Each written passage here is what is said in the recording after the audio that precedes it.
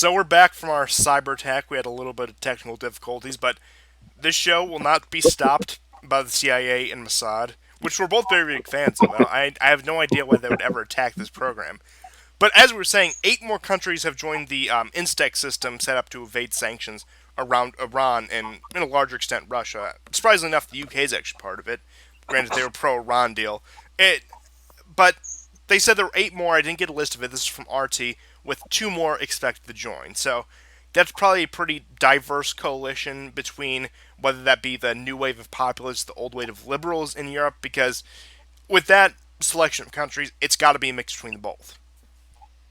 Right. So all the big contenders, France, Germany, Britain, Italy, Switzerland, and then 8 more plus 2 more on the way. We're looking at 15 different countries. Uh, they're going to go for it. I'm going to have to presume that that America is going to be courting the Baltic states and Poland, if Poland hasn't made up its mind to avoid accepting it. And this is kind of what we've been speaking about off and on for several months, about a split happening, not just a tier system, but a split happening in the EU. Not meaning that countries will leave, that there'll be more exits, but rather countries not completely complying with the EU or acting more independently will in effect create a two-tier system. So Oh yeah, I would absolutely agree. I think after the debacle of Brexit, despite the fact that the British did plenty on their own to sabotage it, a lot more populist countries have realized it's more tenable to hijack the EU than to leave it. hmm And you saw this yeah, as recently as the European elections with Salvini and Le Pen saying, "Oh, we're going to form a nationalist coalition and take the EU Commission by force." oh shit. Yeah, that was before a certain little mishap in a certain southern European country based on what may have been a failed gambit, what may have been not the best political judgment by someone we love regardless. But point being is, nobody's perfect, is what I'm getting at. Uh, Yeah. but speaking of the EU, I suppose we should move into the elections in Austria. Yeah. So this follows in the spring after it was revealed that the junior coalition partner, the more right wing nationalist coalition partner, supposedly had ties with a Russian energy oligarch, and that he must be removed. And then that led to Prime Minister Sebastian Kurz, who was more on the mainstream right, to dissolve the coalition. Now, these are from Europe Elects. These are the numbers from Europe Elects, and it's for the preliminary final national parliament election results. Now, the OVP, which is the establishment right, is at 37.5, which is up 6.1 since last polling period. The Social Democrats, the SPO, are at 21.2, down from 5.6. The FPO, the Nationalist Party, is at 16.2, down 9.8% after the little scandal. Green Party at 13.8%, up 10%. And then the rest are just smaller parties that didn't even break double digits. But those are your 4 main contenders. Now, word on the street is, I haven't seen any confirmation of this, is that the new government will still be led by current Prime Minister Sebastian Kurz and his right wing party, but in a coalition with the Green Party.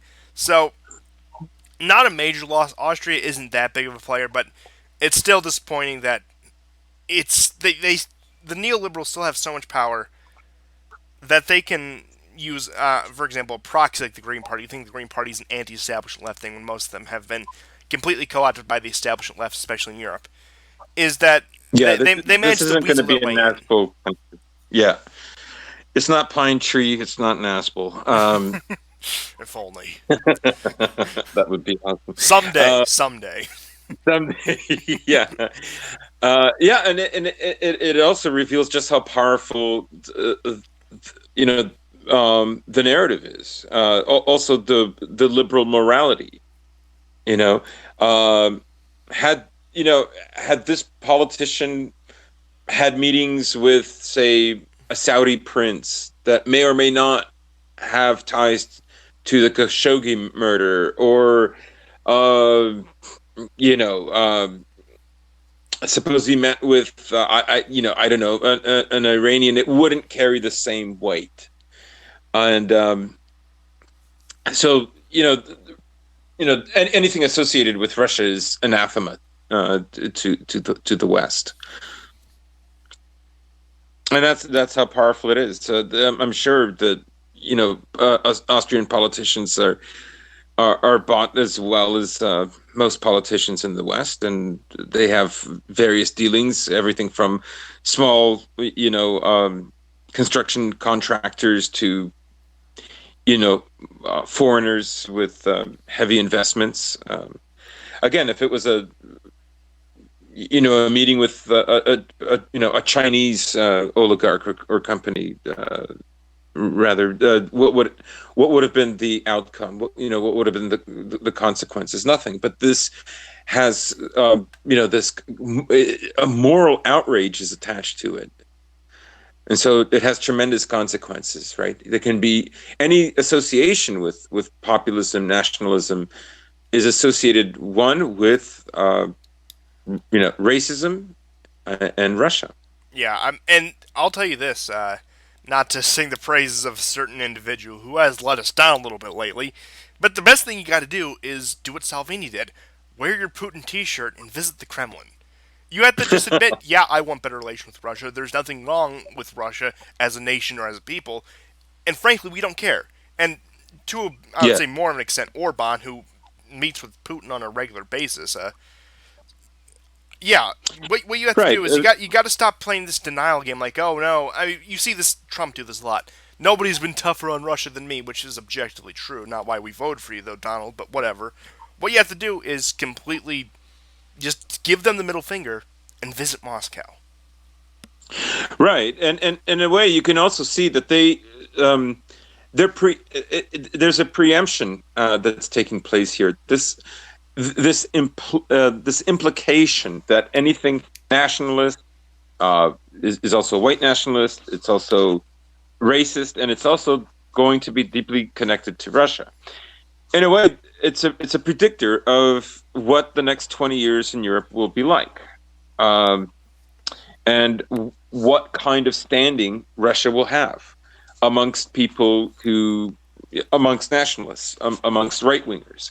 So, in a way, they're preempting this, right? They're preempting the very thing that is going to happen. So, what they're saying is going to be quote unquote, more true from their perspective. Because that's inevitably where it's going. They're not. Just to bring up, you brought up Italy.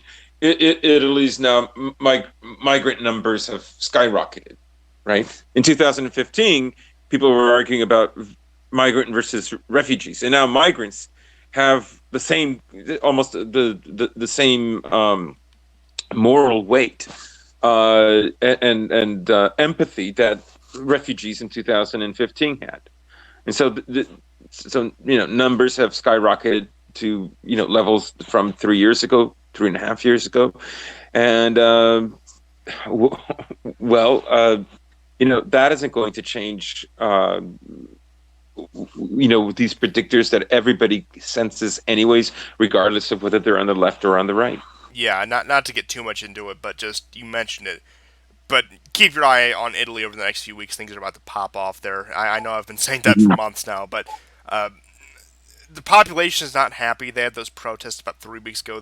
This point, I think it was on September 9th. But point being is, the new government is still really starting to get to the people there. But moving on from that, I wanted to bring up something you mentioned earlier, which was Poland and their predicament, as we call it. Now, again, we've been talking about this for months upon end. We actually had a pretty extensive discussion on it last week, and I think it warrants another one. But Poland's future, whether that be geopolitically, culturally, religiously, is still so up in the air. Now, we talked about with the U.S. moving troops and with the U.S. sort of occupying it, if, with you will, trying to push the social liberalism, which comes from both the U.S. and the U.K. in that case. I went over that extensively back in April. And again, you're probably going to say the U.S. try to pull them away from Instex along with the Baltic states. And where Poland is going to go in the next decade, I say, I hate to say I think they've been capitulated. barring some Mhm. major illiberal revolution in Europe, which, again, Europe is growing more liberal both on the left and the right, and it's happening, but not to any degree it would be to counteract this. I think Poland has been subjugated, at least its ruling class has. Now, I don't think the people will be going around accepting gay marriage or child drag shows in the next 10 years. Maybe in the next 20, 30 years, that may happen to them, but the Polish people, again, the people usually have more wherewithal than their government. The people's governments don't represent them. Surprise, surprise. They usually are more moderate than their people, especially in the modern age. Hmm. Well, I mean, you could use, it's not a fair comparison per se, but it's maybe there's a cautionary tale in there. So I'll bring up Ireland, where um, Irish identity, the conservatism, the Catholicism that was associated and associated with the IRA. Even though it was Republican. Uh, in 30 years, they have a gay leader who's only half Irish. Um, so, you know, uh, so there seems to be, in a sense, the IRA had a kind of victory over Britain. Uh, they showed how closely they could touch the royal family, how dangerous they really were. And to some extent, actually, I shouldn't say to some extent, Britain capitulated. And as soon as that pressure was off, they went down the road that the trajectory that Europe and Britain were already on, which was a far more liberal and permissive society. And that very well might happen for Poland. Poland is is being asked, I think, to run a gambit. On the one hand, the tide is turning in such a way that it cannot be ignored, especially for Eastern European nationalists and for other nationalists in Europe too. That America, the Anglosphere itself, and is the main contributor towards this decadence, right? And that they are going to have to make a decision. So, on the one hand, they perceive America as the protectorate of of their identity, but in a sense, their identity itself is this prize. It's obviously delicate, vulnerable. It's not robust. It needs the protection of much greater powers, and so under those circumstances, the identity itself will be more in question because it's protected. And you can see that something similar like this is happening with the states, right? How often have we heard in the last 2-3 years about democracy is under attack? So democracy, which is central to the Western mind, and especially America, in a way more so than any Western country. This fragility, right? This core tenet of the of American identity is, you hear it over and over again, that it's under attack, that it can die in darkness. Now, some of it, of course, is absolutely hyperbole, but I think there is a truth to it, and so this is an identity that again is vulnerable. It doesn't seem like it's going to sustain itself, and in that sense, it doesn't sound like it's progressing. Like it's going to become antiquated and in a way less relevant. So I see that kind of strange parallel happening. Yeah, I would definitely agree. And then on top of that, especially in Poland's case, is they're trying to square two contradictory ideas together. That be we're going to be part of the liberal Western democracy, but we're also going to be this traditionalist Christian nation. Yeah. Yeah, I mean, I don't. I see this even with Hungary, but this obsession with calling Poland Central European and Hungary Central European. It's like, I mean, that's just being slavish to maps. I mean, they're not. They're Eastern European. Like, it doesn't matter if they're next um, to Germany, and in the greater scheme of things, they are Eastern. They are not Western in the same as far as Europeans go. The same way that no matter how close Morocco or Algeria are to Spain and France, or Libya is to Italy, they are Eastern. And so geography doesn't really describe culture and civilization. So where are they going to go? What are they going to do?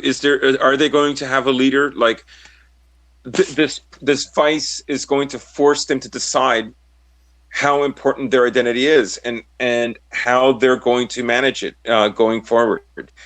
But they will have to find some kind of more effective coalition, and ultimately, unless they can, unless they're part of a change that can change Western Europe, primarily, Britain and America, they're doomed on this path. I will say they have one way out that isn't full taking the path of Hungary, where is you actually pursue good relations with Russia. They at least need to do what Turkey does. At least. Yeah. Yeah. Yeah, and it's I think sometimes that for I can imagine why Polish anybody would be honored, say, because I'm sure they're dealing with a lot of Westerners who have a growing admiration towards Poland, and look at them in a noble country that's resisting a lot of the things that are happening in their country at a very rapid pace. However, that isn't going to help them, and it's not going to create a bulwark against this, right? And I agree with you. They're going to have to play.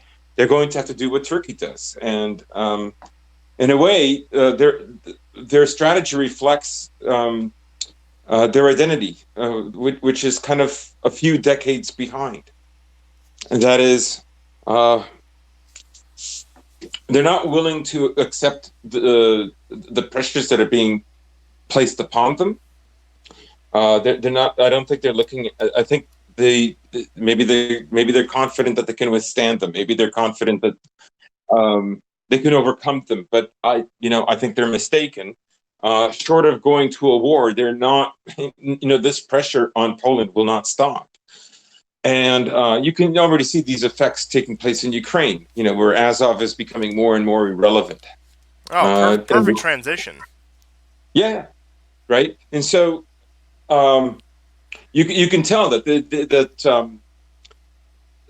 that their strategy to protect their identity is irrecoverably connected to their identity itself. Right? That if the strategy isn't working, the identity itself is also behind the times, right? Like, I guess what I'm asking is, what do they think that they're like? What is it that they're protecting? I mean, I know on the surface we can describe it. We just did, but it's in contradiction, right? Like you're you're still with a wolf. Oh yeah, absolutely, and it goes back to points we've touched on before, that refusal to evolve. Like I said, progress. It doesn't mean accepting the world of degeneracy. It doesn't mean any of this. It means moving forward. It means finding a new path forward. And clearly, what's happening now isn't working. So, their refusal to progress in the most academic sense is what's holding them back. But you brought up the Ukraine thing, so I think I'll let you take the floor on this one because you have quite a bit to say about it. Right. So, this is, I guess we should talk about, there's several things going on. One is, of course, the impeachment proceedings and the kind of crazy headlines that, we're reading that are completely diametrically opposed. So, you'll read NPR and, they'll say, Shokin was, that was the former, general of their justice system, who was, investigating various individuals and companies including Burisma, which Biden didn't talk about that, but several Ukrainian politicians uh, have come out and said he in fact was, and including Poroshenko. So you have people, you have media organizations like NPR stating that but Biden was getting rid of corruption. It's like, well, not really, because the owner of Burisma is an oligarch that was close to Yanukovych, and Burisma itself was a company that he himself bought out when he created another company in Cyprus, which is Cyprus, for people that don't know, is where lots of rich oligarchs, especially oil oligarchs, have their bank accounts and create new companies and buy out their own companies, and that way they can be a foreign investor, and it becomes more difficult for said country, in this case Ukraine, to investigate them. It is So the Cayman Islands of Europe. yes, right. That's a good analogy. That's a very good comparison. So you have that, and so where is this going to go? You could argue that in a way, it's ironic that Ukraine and Russia are themselves sort of entangling America in all of this. Like, I mean, America put itself in this position, of course, but it's one could dare say it's a fatal position that it put itself in, because in order to prosecute Trump, in order to defeat Trump, like, all this dirt will have to be brought up, right? All these dealings will have to be brought up. This case will only polarize the country even more. It's not going to heal anything.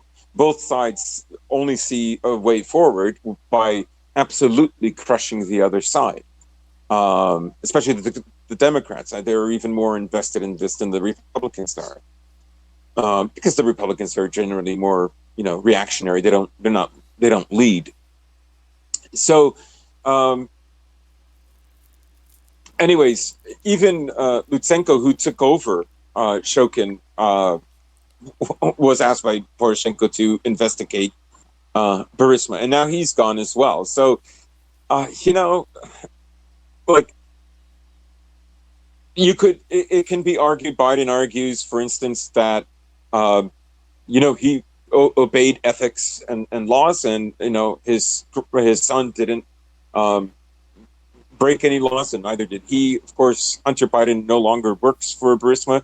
He stepped down. He was offered an extension to his contract, but he stepped down, I believe, in April. So it's interesting to watch how this mess is, for more observant eyes, to see how it generally demoralizes America, right? Because it's very tangled. It's not very clean. These sorts of things that a nation in its peak will find ways to keep it hidden. That you wouldn't risk revealing everything in order to get one up on your competitor. In a way, that shows a kind of myopism, an inability to look forward, an inability to understand, like, how important stability is to a country, right? And morale and so on, right? So it's very narrowly focused. The other thing I was going to say is, talks are again underway, and they're again focusing around Ukraine. And this is the Steinmeier plan, which is, I suppose, part of the Minsk II agreement. France, Ukraine, Britain, Russia, and I think America as well, will be meeting in order to work on implementing this plan. Now, opinions in Russia are anywhere from, like, it's bogus, to this is great, to no, we're not giving Kiev not 1 inch. And likewise, the same in Ukraine. In fact, there was a demonstration by nationalists, a few hundred anyways, in Kiev over this. But basically what this plan stipulates is that Russia is going to remove whatever proxy forces are in there, but the Donbass region will receive a kind of unique autonomy, and have its own elections and so on. And but the problem is neither Ukraine or Russia are beholden to it. So, you know, it's kind of like when Trump would say that we're leaving Syria. You know, I'll believe it when I see it. The only glimmer of hope is that, you know, a few months before this, of course, we spoke about Russia offering fast track passports and citizenship to Russia. So maybe there's a kernel of truth to that. Maybe this has something to do with sanctions. I mean, I don't think Russia is silly enough to believe that capitulating on Donbass will somehow stop sanctions. The sanctions have nothing to do with, with Russia's actions directly. They have everything to do with the trajectory of where, Europe, Western Europe, and America will be in 20 years, and where Russia will be in 20 years. Oh, absolutely. That's all it is. It has nothing to do with Crimea or necessarily, or Donbass. The kind of incredible demographic shifts that are going to take place in 20 years, and the kind of, either chaos or decline or a mix of both that's going to introduce in the West, will leave Russia in a very good position. And that's really what they're afraid of. There's like the whole point of the Maidan revolution was a stepping stone in order for the real revolution to take place, which would have been in Russia. Oh, they expected Maidan in Russia to happen by 2020, I think. But just to play on your point, why I think Russia may be so willing to partake in these negotiations is, you may have saw this headline a while back. We didn't cover it on the show, but you recall about 3 weeks ago, a month ago, that Zelensky and Putin actually had a very successful hostage exchange negotiation. Yeah, that's right. I forgot to mention that. Yeah. Yeah, they did. And, the Western media, some of the smaller outlets were very upset by this. Ukrainian nationalists were very upset by this because part of the exchange was a suspect in the MH17 plane that was shot down. That's an enormous, from a Western point of view, that's an enormous capitulation on the side of Ukraine, right? And a lot of the fears that Western media had, including Ukrainian nationalists and so-called democracy advocates, Soros advocates, that Zelensky getting elected would mean a kind of capitulation to Russia. They were afraid of that. And I think that's partially true. But only time will tell. Ukraine is so heavily dependent on America anyways that, I wouldn't hesitate to say that if another revolution were to take place in Ukraine, which I think at the moment is probably doubtful because I think the populace is exhausted. And yeah, I mean, the ones who are discontent, they're not taking the streets, they're fleeing. Now, as we discussed, that's been about half and half to Russia and to the West. Right.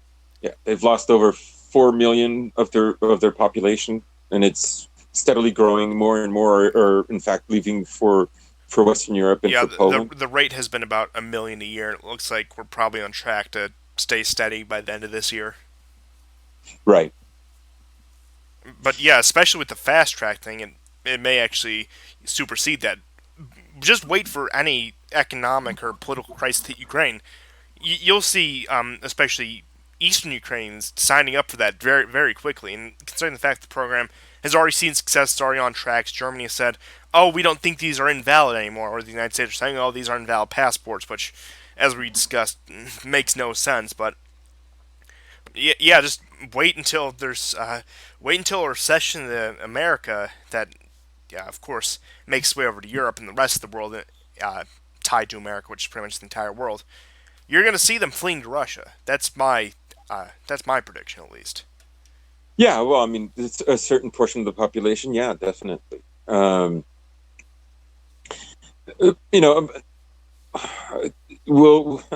it's hard to tell at this juncture, but Ukraine has lost its entire gold reserve. It has nothing at the moment. Even its recent agricultural deal with Western companies has, by and large, when the deal is complete, it will sell off its land, which is the most fertile land in Europe, and it will be even more beholden. And this is an example of a people holding on to an identity and not being cunning with it, right? Like their animosity is pointed so much towards one foe that they end up losing everything. Oh, absolutely. And just to go back just a couple seconds to that point about the depopulation, things aren't going to get better. Things are not going to get better in Ukraine. There's no conceivable way. There's no Yeah. conceivable upward incline in this. And have we ever seen an exodus of this scale in human history? That many people leaving one country, especially if it stays at these numbers. Like I said, average about 1 million a year, and it's maddening. Like what Yeah. will I people talk about declining birth rates? Well, combine declining birth rates with people just fleeing the country, people just picking up and leaving everything. Now I know millions of people fled from various countries across the world, fled from Syria, Libya, historically Cuba, Latin America, but even the migration we see out of Latin America, it's not to the proportion we see out of Ukraine. Right. And that's a very good point. And it's interesting that that never gets mentioned. It never gets mentioned, right? Because they the West has to portray that Ukraine is doing better than ever, that, these values are going to save them. Well, don't you know that female gypsy unemployment is down in Ukraine? Okay, they're winning 65-year lows. Yeah. Yeah, I mean, a country that was already suffering a low birth rate, now has an exodus. Yeah, it's I don't see the conceivable way that Ukraine will survive. People talk about all these Western nations dying. Well, look no further than just travel a few hundred miles east if you want to see what a country dying looks like. Yeah. But to move on from that, I suppose we can get into a little bit of Middle Eastern news. Not much out of Syria, so I'll probably skip that. But oh boy, was there quite the happening in Yemen? Uh, Oh, yeah. so here's the map update. Unironically, Not much has shifted, but uh, yeah, starving peasants managed to beat a U.S.-backed military, and this is probably one of the most stunning defeats of the war. I mean, they captured that one weapons cache with like 200 armored vehicles, but I think this weapons cache they got was even bigger than that this time. It was just like on the border of southern Saudi Arabia and Yemen. yeah, I mean, they've let go several hundred of the prisoners, but they killed several different sources are saying 500 killed. Yeah, they could be repeating this, but it's high. 500 killed, 2,000 imprisoned. Um, Major weapons cache, armored vehicles. I mean, I saw several Bradleys that were captured, and people can talk and say, well, Bradleys, that's 40-year-old technology, but Bradleys are always being retooled and repurposed, and they're solid. Yeah, That's a very it's better solid. than anything they have now. So Yeah, absolutely. I mean, that is an armored vehicle that is superior to anything that the Soviet Union made. So people should think about that. Um, I saw videos of Gatling guns affixed on some of these Bradleys. So this is very serious stuff. This is a major defeat, and it comes on the heels of the attack that they did in the Saudis' oil fields. This is massive, massive. I mean, part of the reason for this is some of the United Front coalition against Yemen from other, Saudi Peninsula countries were withdrawn, and the Houthis took brilliant advantage of this. I mean, the So UAE, which was a major player as recently as two yeah, years ago, has pretty much given up on the war effort. yeah, yeah. And I think that was already probably the turning of the tide. But this is major. Yemen for several months now is demonstrating its reach and its power. and its resourcefulness. I think they're sort of on the brink where they're going to determine, the negotiating points. Now, them giving up several hundred prisoners is well, it's an act of goodwill in order to resume peace talks. So maybe the Houthis are also quite realistic about what their chances are. But I think even Saudi Arabia, deep down inside, has given up the fight. I don't think they think this is a winnable war. Europe does not want to get involved. It will not have any solid backing, Yeah, the United and States is involved the bare minimum it needs to. There's been, I mean, not even yeah, from Trump, to Trump's discredit in this case, there's been quite a bit of pushback amongst the American political class. Bipartisan people you'd expect to support this war are saying this is untenable. What are we doing here? right, right, and by extension, it's a major victory for Iran. Oh, absolutely. And I was actually, I believe it was on Sunday, watching a video from the Caspian Report. Again, great content. You should check them out. They do much better analysis than I could ever hope to. But they were talking about how Trump's Middle Eastern strategy has directly led to this in terms of the Iranians and their allies will habitually and continually attack the weakest link in the coalition, which is Saudi Arabia. Saudi Arabia, on Hmm. paper, has a very, very decent military. They have a military that should be able to hold its own against a country like Iran in terms of air defenses, pretty much everything. But in practice, the Saudi military personnel, from your lowest ranking to your highest ranking, they're some of the laziest people in the world. And as I've said, you could talk to pretty much any U.S. troops we've had in that region. People from the Gulf are some of the laziest in the world. You'll tell them. Like some of the guys we have in Kuwait say that. Definitely the ones who were in Saudi Arabia during Desert Storm say that. So they are, without a doubt, the weakest link. And I don't even think it's like in. Okay, it is in part an ethnic thing, but you don't even see this in the UAE.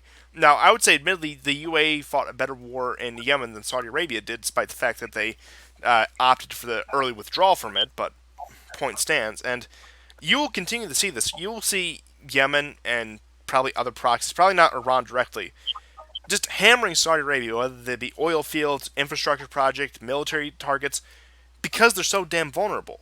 And Saudi Hmm. Arabia, so much as not even falls, but comes to some sort of shaky peace agreement, that's a massive blow to the U.S. strategy in the region. That leaves Israel and a few Gulf states and Turkey, depending on what Erdogan's mood is that day. Right, and you can contrast this with reports last year. Pompeo, in fact, was bragging about first the figure was 200, then it rose to 300. 300 Russian mercenaries were killed.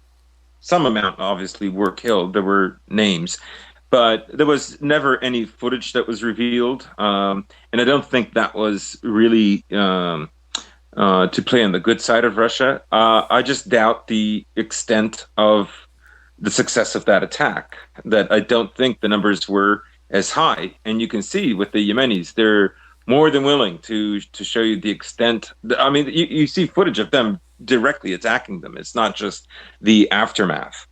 Um, you it's out there. You can see video footage, photos, what have you, of hundreds of these soldiers being marched off. So there are photos of some of them not in uniform, but I'm taking that to mean that was part of the prisoner exchange. So make of that what you will. But just based on the kind of military mechanics that were destroyed, it's obvious that this was a very severe blow. I think Saudi Arabia morally is like it's done. I think they know they can't win this. Oh, and on top of, well, I mean, jacking up oil prices is only going to do so much for them. They've had a constant economic strain since the oil boom in 2014. And people will always point out, it's like, oh, well, look at how dependent Russia is on oil and natural gas. Look at how much of a hit they took in 2014. Look how much of a hit Saudi Arabia took in 2014. The reason they perceivably fared better is because of their solid place in the Western sphere. And barring some major change, as the U.S. shows less and less interest in the Gulf, let's say Trump says screw it tomorrow and really cranks up oil production to the point where by 2023 or whatever, now again this is all just speculation, all just numbers I'm picking on the top of my head, not any serious analysis. Let's say, oh, we're going to make the United States energy independent, we're going to move away from Middle Eastern energy. Saudi Arabia is, pardon my French, fucked. Hmm. Yeah. Well, I mean, we had an episode in the spring where we talked about how there's over a 30% rise on government dependency. So their welfare state now is even the people are more welfare dependent. And that's all in a So country where 85% of the people work for the public sector. yeah, that's right, right. So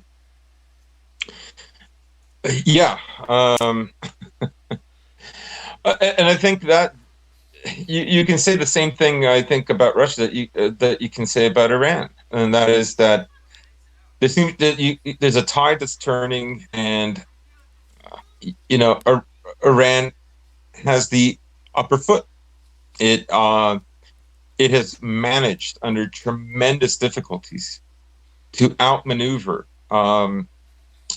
you know, a whole gambit of enemies, right? And sanctions and so on and so on. And it still has managed to project its power and to fight for its interests quite well, too.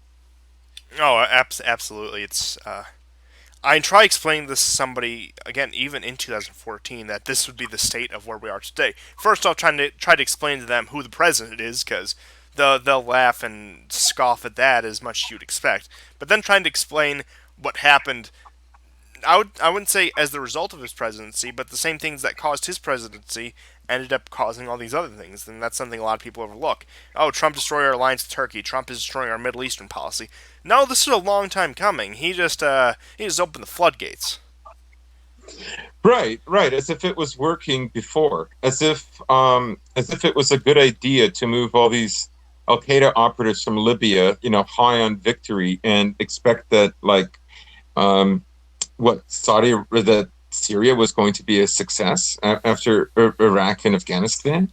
Like, I mean, I get it. I mean, they are a success. We have protests occurring in Iran, and in a sense, that's what America always wanted, and Israel. Yeah, and Uh, I'll say this in terms of protests. They really hype up the protests in Iran, the protests in Russia, especially. What a lot of them don't understand is the oppositions to Putin, to the current Islamic regime in Iran. They're not Western liberals. They're not something fundamentally different. A lot of the opposition from Putin is that they think he's too soft. They think you're too reconciliatory with the West. You let in too many Central Asian migrants. Or alternatively, they're more the old guard Soviet communists saying we miss the Soviet Union. We want the good old days back. And your Navalny's, your those types like that. They are like 1% of public opinion. They get 1% support in the polls. They're not the face of the anti-Putin movement in Russia. Again, it is further right-wing figures and communists who are the face of that. And also in Iran, I would say that the face of the opposition isn't necessarily liberals. I would say it's more like secular nationalists. I'm sure, given the opportunity, they would take someone like Soleimani in power over some Western liberal. right.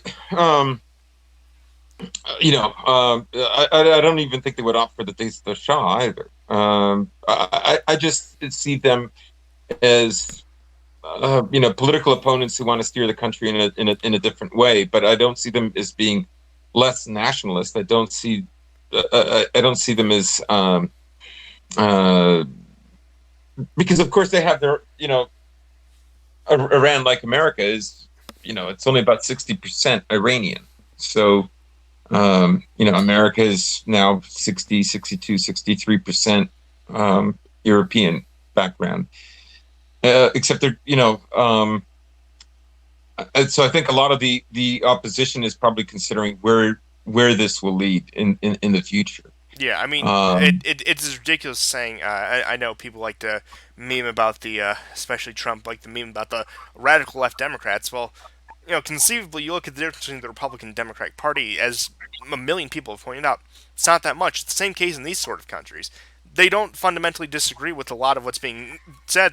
They disagree with the way it's being done. They disagree with who's doing it. And it comes down to the point where, yeah, a lot of these opposition groups in these authoritarian countries don't want this fundamental change. They want change just only slightly in their direction. Right. And the perception in the West is, wow, they're just like us. Every time they see a protest, it's that meme, wow, they're just like us, or he's just like me. Yeah. It's ridiculous, but all I wanted to point out with the protests happening in Baghdad in Iraq is that, it is a success in the sense that this country is now defunct. It's broken. It's incapable of leading, its various polities that it was made up of. None of the fractured bits are going to be able to wield any kind of significant power. They're going to be at the whims of America and Israel and Saudi Arabia, especially Israel if they're Kurds or Americans as well. So, going forward, there's certain countries that have a more diverse makeup, and they have to find creative ways to maintain their nationalist narrative, because the ability to be fractured is how wars are fought in a post Hiroshima age, right? Nuclear war makes the possibility of total war impossible now. And so everything since then, to use some examples by Deleuze, is control. It's a question of control and deterrence and ensuring that such and such never happens again. So that's why we see, the evolution and the rise of fourth generational warfare. It's a mix of the information age, it's protests, it's guerrillas, and it's proxies, coming in through borders as well. That's another one, right? And guerrilla tactics. So, Iran, considering the pressure, has dealt with it pretty well. Oh, absolutely. Again, on paper, Iran should be a Western puppet already. It should be the next Iraq, but it's not. Yeah. And that's due to various factors. And I would say you brought up fourth generation warfare. You could say one of the pioneers in that, ever since the Iran-Iraq War, is the Iranians. They have mastered the art to no other degree I've seen, whether that be through them or through their allies such as Hezbollah or the Houthis.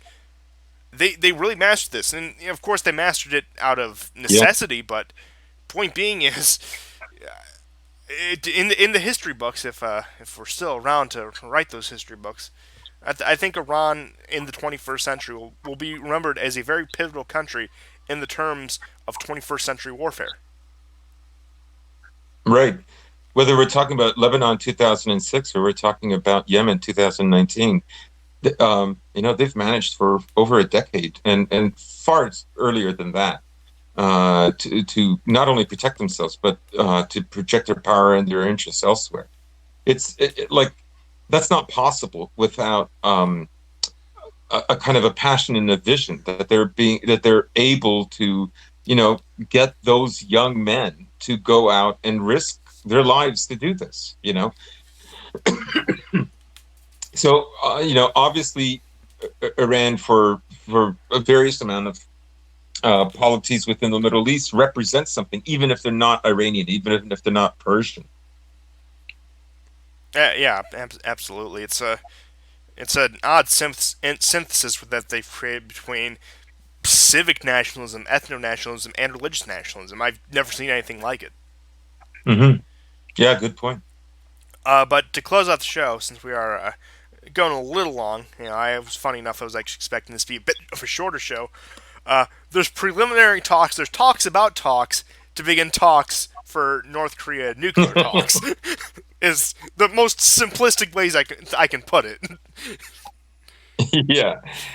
Yeah, Korea, like North Korea, is this going to happen? Because this also troubles between South Korea and Japan, and I don't know what to say about it. From It's what like, I've hello, read, 2018 department, you want your story back? yeah, exactly, and in the way that a lot of this is non-binding. From what I've read, people are left. People are even more sort of blasé about it than they are about the recent negotiations between um, Russia and Ukraine, considering the Steinmeier agreement. So it's even more up in the air than that. Yeah, the last we've heard of North Korea was when Kim Jong Un was visiting Vladivostok. So you know, um, he didn't look to me like a man that was too worried about negotiating with Trump. Oh yeah, I mean, fundamentally, you could say North Korea has won this battle. Trump, he just wants to get the negotiations over with. He just wants that nice declaration of peace. He wants uh, just the Korean War to cease. Whereas, of course, you have Polton and Polton, formerly Bolton and Pompeo, and whoever this Yeah. blowhard that's replaced Bolton is, and various other people in the State Department and National Security Council who want to really, oh, you need to press Kim on the negotiations. You need to press him for disarmament. You need to press him for X, Y, and Z sanctions, controls, and treaties. But you can tell at least Trump and the pro-Trump elements of the government, which are growing smaller and smaller every day, really just want to be over and done with this. They want to take the troops out of Korea. They want a formal declaration of peace, and they want to leave it to the Koreans and to other Asian powers to deal with the situation. Fundamentally, there's become a I'm the deal maker, I'm Mr. Art of the Deal, to I really don't care, let's just get this over with on Trump's part. Right. And, Pompeo and Bolton, we're both idiots in all of this because, the long range plan is that America has to do something about China.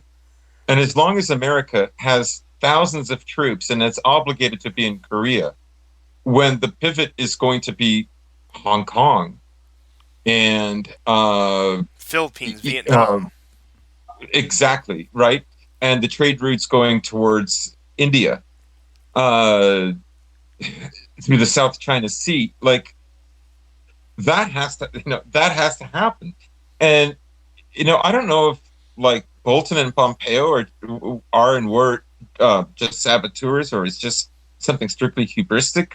But ruining some of the talks that they did, um, it is not it's not a good plan for what America has to do with reference to China. Yeah, and Uh, maybe it was the influence of Bolton. Maybe we'll see this change. But Pompeo going into this, even when he was still CIA director, I warmed up to him a little because he seemed more pragmatic on the issue. Now this is back when I was much more hawks on China. I've sort of died down on my end. It's again I've been over this. Beyond economic means, I really could not give too much of a damn about what the Chinese do. Let them dispute with their East Asian neighbors. Really, very little our problem. Maybe sail carrier every once in a while, but again to the extent that a lot of these neocons, new anti-China neocons, want us to be involved. It's a bit ridiculous, such as directly intervening in the Hong Kong protests. Now, again, that's a bit more far-fetched. I'm getting off on a bit of a tangent here, but Pompeo seemed a bit more pragmatic. It seemed like that's what he wanted to do: shift the focus away from Korea, away from northeastern Asia, and back to Southeast Asia. And for a while there, I thought I was going to do it, and I would say if anyone derailed that, it was none other than John Bolton. And yeah. despite the fact he only stayed there for less than a year and a half, he still did unspeakable damage to the Trump foreign policy and to the Trump administration as a whole. Right, right. And I don't. Yeah, I would say Pompeo was more pragmatic, but I don't think he was. He didn't, to me, seem, um, supportive of Trump in the way that Trump needed it. And he said, I don't think maybe it was his place to, um, put down Bolton a notch or two. But I mean, if I think Pompeo should have intervened with Bolton. I think he should have. stopped him. Uh, yeah, Bolton bungled this, because there's a much big, we're describing a much bigger picture that's taking place here. Um, Disarmament. Um, America well knows that North Korea is not going to invade South Korea. It's just not going to happen, right? If anything, any kind of demilitarization makes North Korea susceptible to South Korea, to South Korea's persuasion, to South Korea's wealth, for instance. Um, the more open these two societies are, the more that it'll be North Korea that will be influenced and changed, not the reverse. So keeping the military status quo that's been there for decades isn't working anyways, right? Oh, absolutely. These aren't two different countries that are that have animosities between them, like two entirely different, say, European countries, or it's not even on the level of, say, Pakistan or India, right? There's actual families that are separated, right? These people have far more in common, right? And the grudge. A lot of this is the effect of 20th century ideology, which in itself I think is waning and dying. Yeah, I mean, ideology North Korea doesn't even call itself communist. It calls itself Juche, which is like an ideology that Kim Il Sung claimed to invent. And South Korea, yeah, they are pretty much on the Western social liberal train, but yeah, again, that's in large part due to Western economic, cultural, and military influence. But at the end of the day, they still view each other as one Korean people, separated by a militarized border. Yeah, yeah. So it makes no sense. I don't understand Bolton's reasoning, because I can't imagine he's so stupid that he wouldn't in secret agree with what we're saying right now. Yeah, I think it boils down to either he has some buddies in the arms industry he needs to make a profit for, or he just has so much damn hubris that he is too blind to see what's right in front of him. Now, we can fight a 10-front war. Yeah. As soon as we nuke Assad, then we can do it. Yeah, a Deca conflict, as they'd call it, or yeah.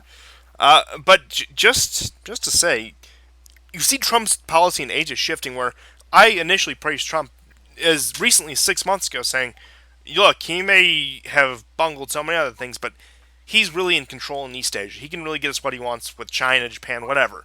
That has seemed to all but evaporated in the past 6 months, to the point where you can tell with some of the things he said during his last visit to Japan, last visit to Asia. Pretty much Trump, not barring any of his advisors, any of his cabinet appointments, Trump's new strategy is let Japan remilitarize and take care of it. I really don't care at this point. Yeah. Yeah, I mean, you can look at, especially because Korea was so important in the early stages of Trump's first term, that it really could have been a kind of stepping stone, a kind of both a posture and an achievement that China would have to take notice of. If it had been dealt with more successfully, if Bolton hadn't been such an idiot, that even the trade talks might have happened differently, right? And so, and this is what I mean about the what I said earlier about how nasty it's become with the impeachment proceedings and all this dirt on Ukraine. Like the truth is, you're going to find out that both Democrats and Republicans associated with all kinds of oligarchs. But at this point, it's only well, I don't care if my guy does it as long as your guy loses because of it. So it's become completely legalistic, right? So there's no spirit to it whatsoever. Well, I'm just saying, for the political bet takers, what you got to watch out for is 2020 will be the year of Belarusian oligarchs. We've went through the Russian ones, we're going through the Ukrainian ones. It's a matter of time. Yeah. Right. And so, you have something similar that's happening. It's a loss of position because um, it's a waste of it's a waste of energy um, over not being able to adapt to a new climate, a new political climate, and with you know different adversaries or different, say, political partners that might be considered adversaries that have gained in strength, right? And so the priorities are all off. Yeah. But as you mentioned earlier, this process started it started decades ago. I would say it started as soon as the Soviet Union fell. Ironically enough, may you could say Yeah, the Iraq War, but whatever. Uh, they're both po- the same thing. yeah. Point being is, uh, again, just try talking to somebody from 5 years ago, somebody who's tuned out of the news for the past 5 years. Talk to somebody who just re-entered society or whatever. Try explaining any of this to them. It's mind-boggling. I Hmm. mean, I'm tempted just to step out for a few months, and I did for about a month, and the amount of things that happened was insane. And I'm not sure whether Hmm. it's because we're in the information age or whether things are really heating up, but it seems like as time goes on, more and more happens. Even in what I would call a slow week being this week, we're still going on for this long. I think we're pushing about an hour 20 right now, but Yeah. uh, it's it's maddening. Hmm. In both a good and a bad way, and I eagerly await to see the direction this Ukraine thing goes because I think it's definitely has its potential for humor and chaos. I think it also has potential to really bog Trump down and screw him over. And I also saw recently the election betting odds put Warren at 51.7% for being the Democratic nominee. So uh, you can look out for that. Next debates are soon. I know I really don't get too much into those, but I figure it's worth mentioning. But yeah, Yeah. I would say right now things of Asia have calmed down.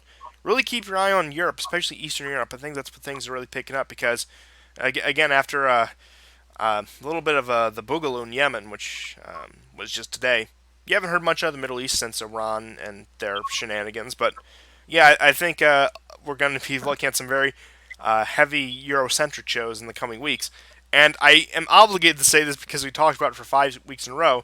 But it's been about a year since the Khashoggi incident, and I'm so glad that we don't have to talk about that anymore. Dominated the show for God knows how long, and I know. maybe that was the impetus for me to take a break. Maybe I just did not. And it's funny because I come back in December, more Khashoggi news, but whatever. Uh, I trolled a PBS short video on Khashoggi. One of the princesses being interviewed, and I mean the comments are just horrible. It's just all this boomer stuff about, like, it's all this moralizing. It's I can't believe this happened. They didn't even know who Khashoggi was till he was killed, yeah, right? And it's now all suddenly personalized, right? And so I couldn't help it, but I wrote, "LOL, imagine caring this much about Khashoggi." yeah, And I it's, got likes. that's half the fun, especially when you get liked from people who don't follow you. That's fun when you make one of those kind of things. I saw myself in a bit of that situation the other day, but I digress. But yeah, quite a week despite the fact going into this I did admittedly very little show prep this week. I just kind of stumbled into this, and well, would you look at that? Somehow the news just gets crazier and crazier, and who knows what next week holds, but I suppose we'll have to wait until then. So we'll see you guys next time, and goodbye. Thank you. Hello and welcome back to another exciting week of the War Report. Now, we have plenty of the usual run-of-the-mill stories, but I want to start out doing something a little different. So, for those of you who may have heard, Bernie Sanders has been hospitalized. Now, he's expected to survive, but it was over. I've seen reports of either a heart attack, but it looks like it was more a clogged artery. Now, no surprise, the man is pushing 80 years old. I believe he's currently 76, would be 77 by the time of his inauguration, but this reminds me There's no of such thing as God. but this reminds me of back in the 70s, 80s. One of the big points of U.S. anti-Soviet propaganda was how aged the Soviet ruling class was, and how We just have to wait them out. They're going to die eventually.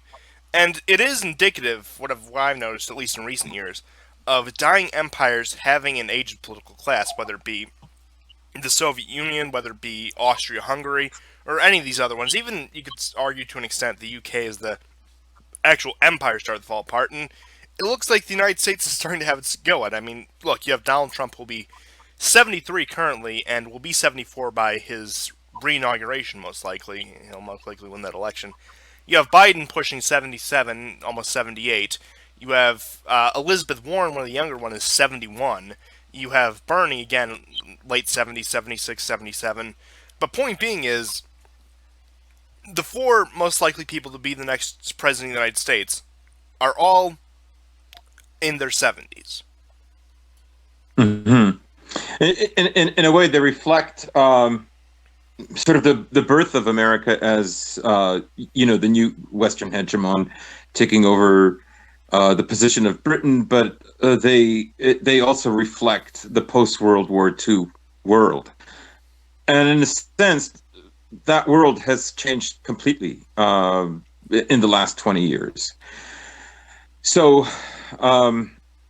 And you can see, we'll get into the news, how much the world has changed in the last 20 years for America. And in a sense, having aging leaders, such as it does, kind of reflects an inability to change or to reinvent itself. So you have this strange dichotomy of a cultural revolution, partly probably CIA funded, tranny kids and whatnot.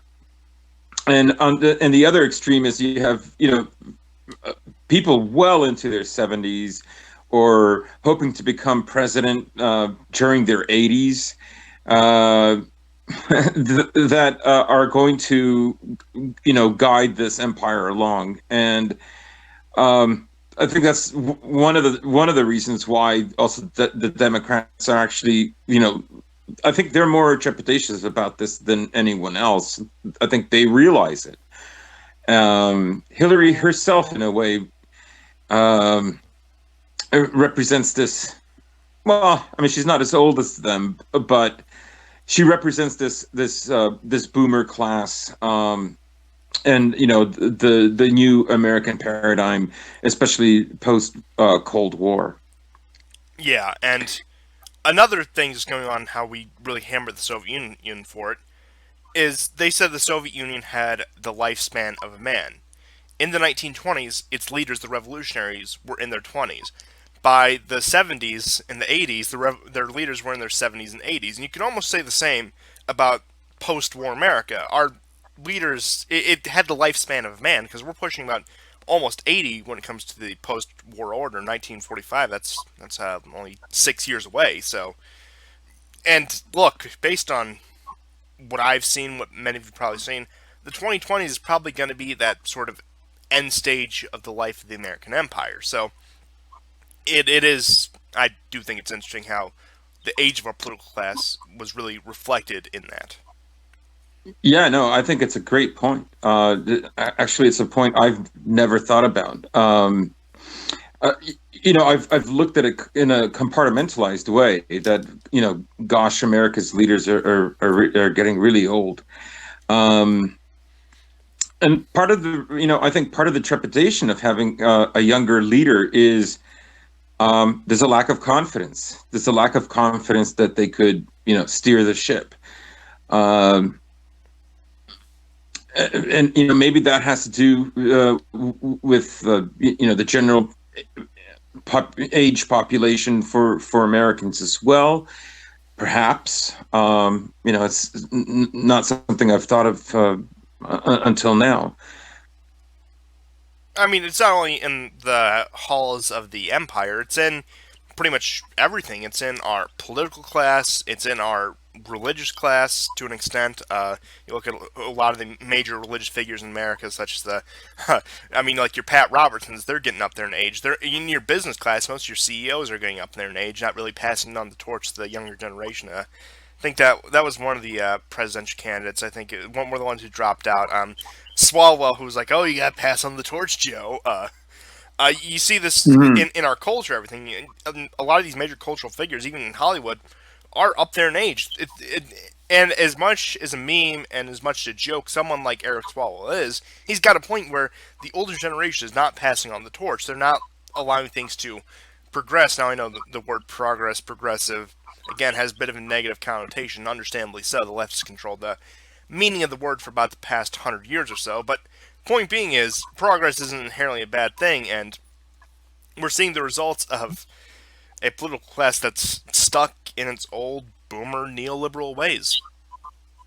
Right. And you could say that post World War II America is when America came into fruition. A kind of a different idea of America took place, where America would be the world leader. And in a sense, when you look at Warren, Sanders, Biden, Trump, uh, their youth was at America's peak. And I think even they understand on some level that it's past the peak, and that may be a reason why they're unwilling to pass the torch. They themselves, more than anyone else, is witnessing this grinding decline from what would have been the peak in the '60s, and even with the economic ailments of the '70s. America was, of course, top dog, and but the peculiar thing is that when the Soviet Union fell, during the '90s, there was that push that, that America would do what it did in World War II, that new turn would come about, and America would enter another age, and that didn't happen this time. Yeah, I mean, we tried the Marshall Plan in the former Soviet Union. I mean, in the end, pretty much all we got was Estonia, Latvia, and Lithuania. Mm-hmm. But just by contrast, not to go on too much longer about this subject, you see in the age of other world leaders, Putin and Xi are both in their mid 60s. That represents, yeah, a bit of a crisis in aging, but a survivable crisis. They both have lined up successors. I mean, they have various successors. They have regimes in place that will succeed them. You look at the populist leaders in Europe, they're usually in their 40s, 50s. You look at, again, the neoliberals in Europe, they're a bit younger than the Yeah. American political class, but most of them are childless. Most of them do reflect that crisis in aging. I mean, you have Merkel up in her, I believe, pushing 70. You have a lot of these other neoliberal leaders pushing 70s. Macron is abnormally young, but based on who he is, like that also sort of reflects in the direction he's taking France, which is a more survivable direction, not by much than the rest of the neoliberal world order. But you do see it reflected in the political class, and I think this is actually something that gets very overlooked is the age of leaders, the generation of leaders, their outlook on the world, and we're being ruled by that those very earliest boomers. They're just now starting to pass the torch to the mid to late boomers, which we've seen how it turns out. For example, George Bush, Obama, Trump's actually a bit of a bump up from that, but whatever. And Mhm. I don't know. I think it's definitely something we should dedicate more time to looking at, not only on this show but as a whole. Right, and also, everyone can see that in the last 20 years, how the opinions on various cultural matters, uh, for Bernie Sanders, Hillary Clinton, and so on, even some European leaders dramatically changed in the last 10 years, literally flipped night to day. Um, and we know that it's hard to believe that they sincerely kept these opinions to themselves, prior to changing their minds all throughout the '70s and '80s and '90s and so on. And to me, that's another example that, no matter how much lip service they may give to the kind of cultural changes that are rapidly taking place in the Western world, um, I don't think they're confident of that anybody from that generation or anybody wedded to those ideals can lead the empire. And ultimately, since the 90s, I think basically the project has been the neoliberal economy has been the economy of, you know, unmarried people who don't reproduce, who, have all kinds of proclivities, who are degenerate in one way or another. And yeah, I mean, that's a great way to have an ever greater consolidation of power. Property is just one example of this, and the economy has been tweaked and tailored all especially the last 30 years, but that's been going on for quite some time. And yet there's nobody from this age, there's nobody born in the 60s, let's say, in the 70s, when this new economy was being developed, that is in any significant position of power, Macron being the exception. You could argue, possibly with Tony Blair, but still, he's slightly older than that. Putin, on the other hand, he became president in his 40s. Just looking at Putin when he first elected, you can see how long he's been in power. Yeah. So although he's in his 60s now, I mean, he basically took over the helm as a relative, as a middle-aged man, and by political standards, a young middle-aged man. Oh yeah, absolutely. And in terms of what you were saying, just a final point is that this new generation isn't able to manage the empire. The people they have in mind are people like Marco Rubio, Ted Cruz, Kamala Harris, and Pete Buttigieg. That's the Republican ideal is the part Hispanic, sort of white-looking, feigned religious sort who loves capitalism and loves spreading capitalism and democracy to the world, whereas your Democratic ideal for that is the woman of color or the gay man doing the exact same thing. Right. Buttigieg is actually a straight man posing as a gay man. But that's we can talk about that some other time. Yeah, I mean he's probably the straightest looking gay dude I've ever seen. But with that out of the way, his political ambition is so huge. He's literally gay just because he sees where the winds of change are going. But with that out of the way, the United States has moved to put more sanctions on Russia. This seems to be a weekly occurrence. I don't even bother covering half the time, but you'll never guess the reason why. You want to take any guess before I tell you?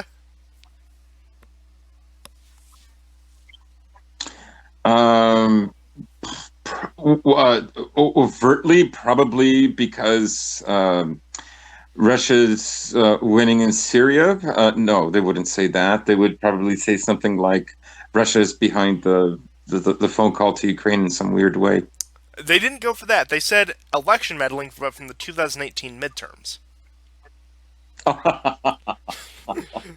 So they're really dragging this out. They imposed it on 2 Russian nationals and 3 firms tied to an internet research agency over alleged interference in the 2018 midterms. Now, this is from Sputnik. Now, the Russian officials have vowed a response to new U.S. sanctions over election meddling. Now, in terms of response, they're probably just going to put some counter sanctions on. For example, I know the biggest thing they did in recent years was after the first Syria strike in 2017, they pulled out of several cooperative programs that involved space travel.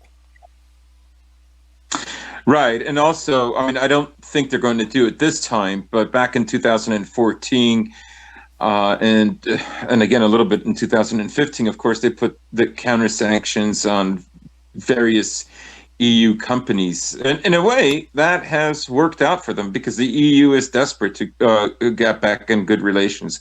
So they've wedged Europe. In a sense, they've played this right because most of the sanctions against Russia are actually of individuals. They're not. There are some effective ones, yes, especially those that affect companies. However, Russia has been moving towards China for quite a while now, and in a way, the ping pong ball in all of this is Europe and the EU. Yeah, and that in itself is causing divisions within the EU.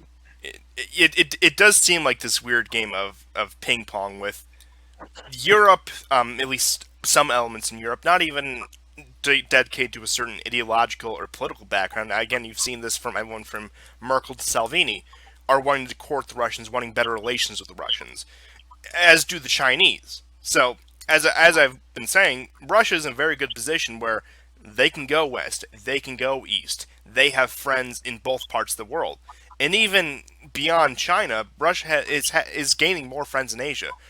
Russian-Japanese relations have looked better over the past decade. I mean, they just met with Kim Jong Un. They've been on decent terms with South Korea. They had one of their ships actually patrolling the Philippines that almost led to a collision between them and a U.S. ship. So, yeah, Russia is in a pretty good place in terms of a lot of people are competing for their attention, for their resources. Right. Even Duterte is flying this week to meet with Putin, and Russia's Arctic Fleet is receiving. They're getting, I think, another icebreaker. So yeah, I mean they're moving along, and in a way they isolated their economy in some sense against the West in order to stabilize it, and it's worked because back in 2014 and in 2015, the ruble took a massive hit. It looked like that things were maybe going dire for Russia. Um, Assad was, looked like he was going to fall, and then late 2017, 15, this kind of Putin takes a new initiative. Donbass is violent, but it's better than the year before, and Crimea is stabilized. There's no counter revolution there, and he goes and decides to help Assad and quickly, changes the outcome. So yeah, and then there's also Instax. So Yeah, 8 more countries have joined it. 8 more European Union countries have joined Instex. Do you have an exact list of that? Because I know you sent me the headline, but I didn't